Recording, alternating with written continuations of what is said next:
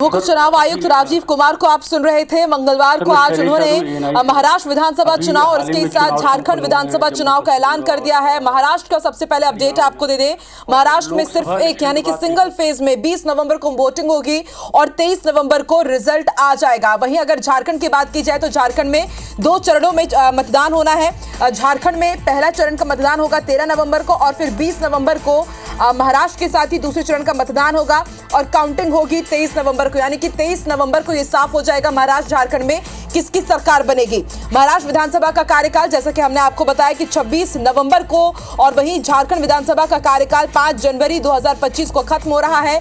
लेकिन एक साथ 23 नवंबर को यह स्पष्ट हो जाएगा कि अब की बार झारखंड और महाराष्ट्र में किसकी सरकार।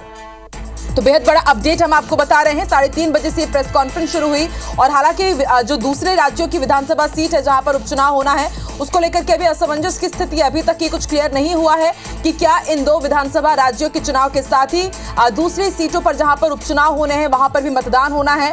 आपको बता दें महाराष्ट्र और झारखंड की जो विधानसभा सीटें हैं वहां पर ये साफ हो चुका है कि 23 नवंबर को वोटों की गिनती होगी दोनों ही राज्यों में और झारखंड में 2 चरणों में 13 और 20 नवंबर। और वहीं यदि महाराष्ट्र की बात की जाए तो एक फेज में 20 नवंबर को यहां पर वोटिंग होनी है। महाराष्ट्र की यदि बात की जाए तो अभी महाराष्ट्र में महायुति यानी कि शिवसेना, भाजपा और एनसीपी अजीत पवार गुट की सरकार है और एंटी इंकम्बेंसी बहुत बड़ा फैक्टर माना जा रहा है। मराठा आंदोलन यहां पर चल रहा है और 6 बड़ी पार्टियों के बीच बंटने वाले वोट को साधना महायुति गठबंधन के लिए बहुत बड़ी चुनौती होगी और इनके सामने एनसीपी, शरद पवार गुट, शिवसेना, उद्धव गुट और इसके साथ कांग्रेस यहां पर सीधी टक्कर रहेगी क्योंकि लोकसभा चुनाव के नतीजों के बाद इंडिया गठबंधन यहां पर पूरी तरह से जोश में है और ऐसे में सबकी नजरें टिकी हुई है कि इस बार महाराष्ट्र में क्या बड़ा खेल होने वाला है।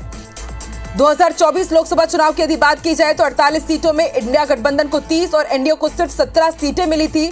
भाजपा को 9, शिवसेना को 7, एनसीपी को सिर्फ 1 सीट मिली थी और आज एक बड़ी बैठक भी हुई है महाराष्ट्र में कांग्रेस की और माना जा रहा है कि अब किसी भी समय तमाम पार्टियों की तरफ से, तमाम गठबंधन की तरफ से यह भी क्लियर हो जाएगा कि सीट शेयरिंग का फॉर्मूला क्या होगा। महायुति गठबंधन कितने सीट्स पर लड़ेगा और इसके साथ अलग अलग पार्टियां कितने सीट्स पर लड़ेगी। महाविकास अघाड़ी की बात की जाए तो उनके बीच आखिर सीट शेयरिंग फॉर्मूला क्या होगा यह भी क्लियर हो जाएगा।